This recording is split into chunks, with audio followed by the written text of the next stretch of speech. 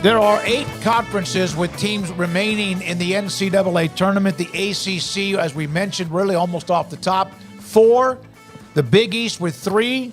The SEC, Big 10, Big 12 with 2. The Pac-12 with Arizona. The Mountain West with San Diego State, and the West Coast Conference with Gonzaga. Kevin Flaherty, 247 Sports, college basketball writer, joins us on 365 Sports. Kevin, thanks for your time. NC State's the only remaining double-digit seed. Are you surprised there wasn't one other or two that made it into the Sweet 16? Yeah, I am a little surprised. I think a lot of times when we talk about, this season is really wild and anybody can win it. One of two things happens. It winds up going extremely chalk, which is what it did. But a lot of other times it goes a lot like people think, and you see a number of upsets. You see all these teams pushing through it, and I thought it was really interesting. One of the things that surprised me a little bit, I know you can say this on just about any year, but some of the teams that entered the tournament with a lot of momentum kind of laid eggs a little bit. When you look at New Mexico, when you look at some of these teams that people were, McNeese really didn't play well, teams that people were thinking, okay, they've generated a lot of momentum. And then you had NC State that, needed the ACC tournament just to get in. And you had Clemson that, was not so great down the stretch either. And they're both still playing. And so I think it goes to show that as much as we always talk about, hey, you want to be playing your best basketball in March, it's important to enter on the tournament on a high note. A lot of times it really matchups and how a team plays on a specific day is just much more important than whether or not a team is playing well overall. Yeah, one of those teams, Kevin, that got bounced in the first game was Auburn, a team that played very well, and they had a style that seems to, especially when you're looking at a team that can unseat UConn. To me, it was Auburn because they shoot threes, they play crazy defense, they're crazy athletic, all these things, but that did not matter when it came down to it on Friday. Oh, you're preaching to the choir. I loved Auburn. I thought Auburn had a really great chance to go to the Final Four, and I thought when Selection Sunday happened, I thought, oh my gosh, that is a brutal matchup for UConn to get in their Sweet 16. And it was interesting because I think on most days, I think Auburn goes ahead and kind of handles Yale. It was, I don't want to say fluky because that takes away from what Yale did, and it was impressive. But, you have the flagrant 2 where the guy gets ejected. You have Auburn, not playing really its best game. And that's the thing about it. You can go home in those situations. I know, we obviously talk just about every time about Baylor. And, I think Baylor beats Clemson, a vast majority of the time. But I think that when you look at that game, at the shots that Baylor missed, they were good shots. They were open 3-pointers and, looking at the free throw numbers and all of those different things, they just didn't fall on that given day. And that's the great part about the tournament when your team wins. And the bad part about the tournament when your team loses is you can look at it and say, hey, it just wasn't our day, and that cost you a chance at the national championship. Having said that, Kevin, do you think Jeff Capel feels somewhat vindicated in his comments, given where the ACC sits with a quarter of the field, or do you think it's not exactly that same conversation? It's just that they happen to have maybe the best teams at the top and the best draws. And then again, they might not have anybody in the Elite Eight by the time it's all said and done. I mean, the way that it works out. But do you think that the ACC feels, I guess, a little bit vindicated based on the lack of draws they got? Oh, I'm sure Jeff Capel feels absolutely vindicated. And I'm sure the league does as well. But at the same time, I'm one of those people that, because of the randomness of the NCAA tournament, we're not talking about, a best of 7 series here. We're talking about one game at a time, single elimination. Because of the randomness that goes with that, no team makes shots from the outside for a full 6 games. You remember that Villanova team that, just made an absolute mockery of the 3-point line on its way to the national title?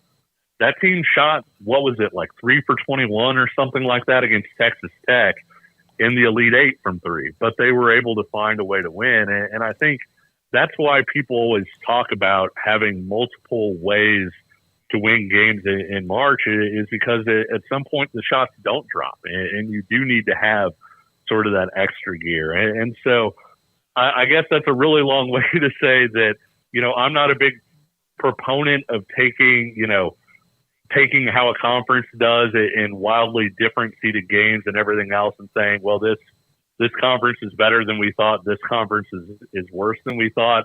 I did think the ACC was really strong at the top, and I wrote even before the season started that I thought the ACC had some teams like Clemson, and Wake Forest was another one that didn't get there but had that kind of potential that, hey, in a single elimination tournament, they might be able to win a couple games because they were going to be really tough to match up with. So am I right to think that at some point during the season, even though they were usually in the top 10, that Duke had a stretch where you kind of not forgot about them, but it was like, huh. And we know that Gonzaga had theirs. Remember, there were thoughts they may miss the tournament. What have they done to put themselves in a position? Duke was a 4 seed. Gonzaga's obviously a higher seed too, a high seed. But what have they done to turn themselves around to where they're both now on the I guess precipice of being in the Elite Eight? Well, with Gonzaga, I mean, it helps when you make everything. I think that you look at how well they shot it, and some of it can be attributed to the fact that Kansas just did not match up well with Gonzaga defensively at all.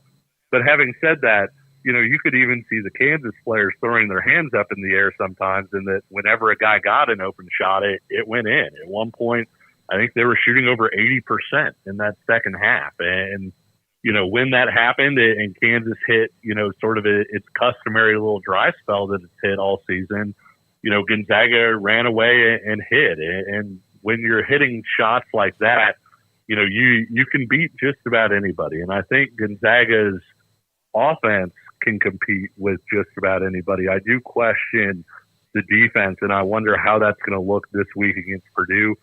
With Duke, the thing about Duke is Duke may be the nation's most talented team. When you look at, hey, these are guys that the NBA is looking at, their entire starting lineup are former 5-star players. And I don't think anybody else across the country can say that. And so it was one of those things where, hey, if you catch Duke on the wrong night and one of their guys has an NBA-type game, it's just kind of curtains for you. And Jared McCain has had some of those moments this year, and he wound up having one of those in the second round. I know NBA teams are really excited about his shot-making potential and the different things that he can bring. And so, when it comes down to it, if you've got more talent than the other guy and your talent's playing up to its potential, you're going to be really tough to beat. One of the things about Duke as well is I was looking at their schedule as you were talking, Kevin. They have 4 of their losses are the 3 teams that are still playing. Arizona early, North Carolina twice, and then North Carolina State in the ACC tournament. So it's not like they have a couple like the Georgia Tech game. Arkansas, who we know was very much underachieving this year. Pitt, who is a team that, felt like they should have been a part of it. So it's not like they have just like, oh, my God, because their 4 of their losses are the teams that are still playing along with Duke. Paul? Yeah, Kevin, I do. Here I have secret information from the Gonzaga locker room. This is what Mark Few said. Just make shots. Just make them. Don't let them go out of the basket. Let them go in. And that worked. For Kansas, after the game, you heard Bill Self talk about, building the roster and that they made some errors along the way, and the way that they were dealing with everything, that they were going to look at it a lot differently. He'd been thinking about it for a month. Given his health scare last year and then the misses they had on this roster, how different do you think that this offseason will be that, one, he's not coming off a heart attack, and two, he has the perspective of they stepped in about every landmine that a Kansas team could step in? Yeah, I think you're absolutely right. And I think coming off what he was coming off, and then, the thing that nobody wants to talk about that's, the elephant in the room is Arterio Morris. Mm-hmm. Kansas would have been a lot better team this year had Arterio Morris play, but you knew that you were opening Pandora's box when you signed Arterio Morris.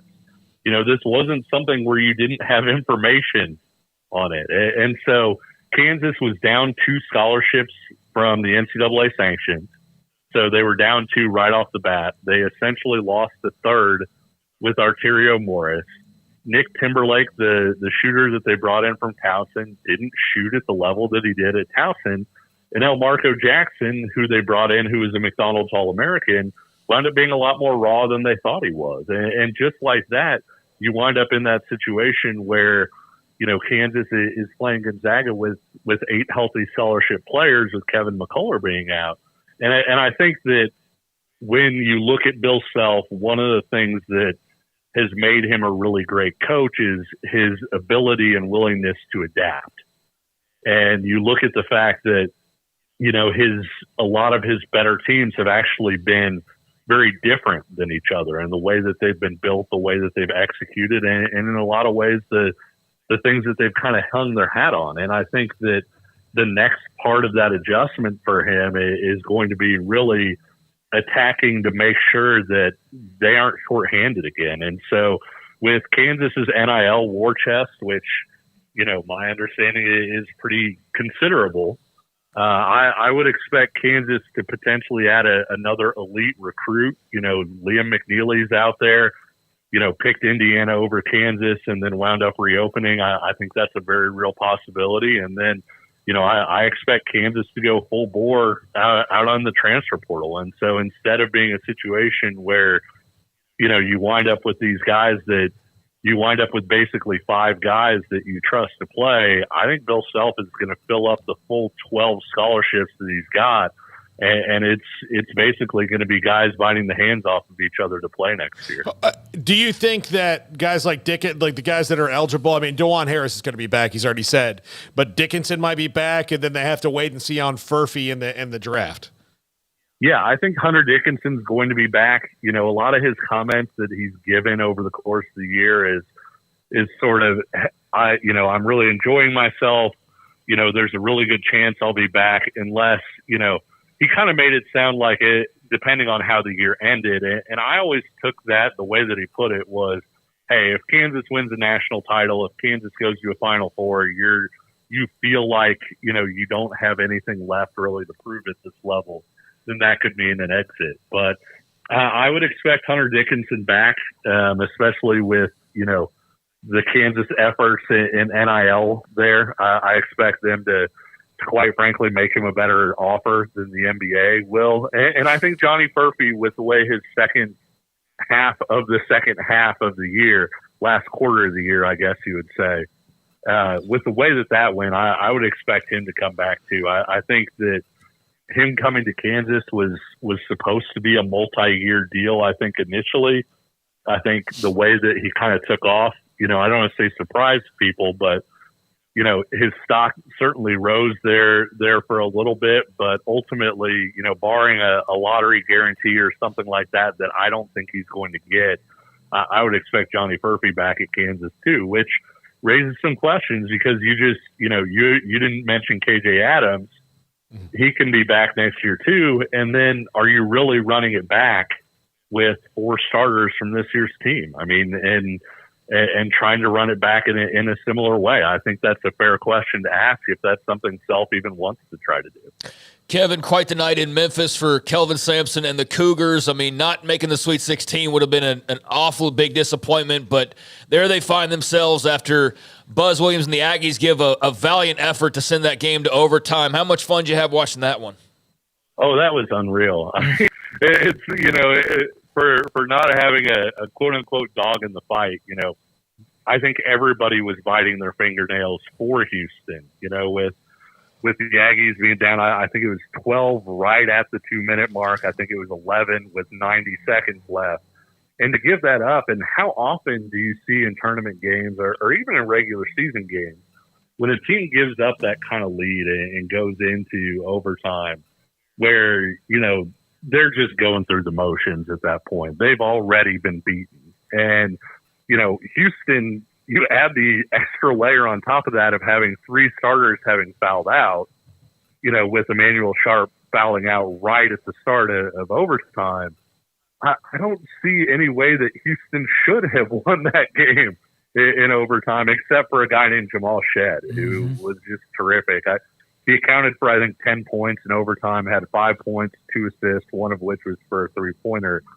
And so when you look at how Shedd played, and of course you have the Hoosiers kind of Ollie moment with the walk-on coming in for a free throw after Shedd, fouls out and he makes one of two to kind of help seal the game. I mean, it was an incredibly mentally tough victory, and one that, quite frankly, I'm not sure there are 5 teams in America that win that game after the way that regulation ended, but the Houston Cougars are one of them. All right, West Virginia, Darian DeVries, new basketball coach, was very successful at Drake. What are your thoughts about what they were able to do to move into at least a new era? Yeah, I like the hire in general. I also like the hire when you're bringing your NBA son with you, like I expect that he probably will be, in Tucker DeVries. I think West Virginia is a good job. It's kind of funny looking around at different message boards and everything else. DeVries was a guy that a lot of Oklahoma State fans, it felt like, kind of had circled and was on their short list. And a lot of them were kind of unsure about, why are we losing this guy to West Virginia? And I just want to remind people, West Virginia had maybe the best transfer class in the entire country before the Bob Huggins destruction last year. And, guys wound up leaving at that point, and West Virginia had the season it did. But I say that only to mention that apparently West Virginia's NIL coffers are alive and well, and they're willing to put in investment there. Obviously, we've seen West Virginia have success through the Big 12. Several second place finishes. I don't think they've won a Big 12 title just yet, but it's a job where you can find success. I think DeVries is a really good hire. I think it doesn't help when doesn't hurt, when you're bringing Tucker DeVries in with you again, like I assume that he probably would. And I think there's a very real chance for him to surround Tucker with some pretty nice talent in Morgantown. Thank you very much, Kevin. Great stuff as always. Always great to have you on, especially after another weekend. Sweet 16 in the NCAA Tournament starts on Thursday. Kevin Flaherty, college basketball national columnist and also college basketball insider. Real quick note, break, then Pat Nunley.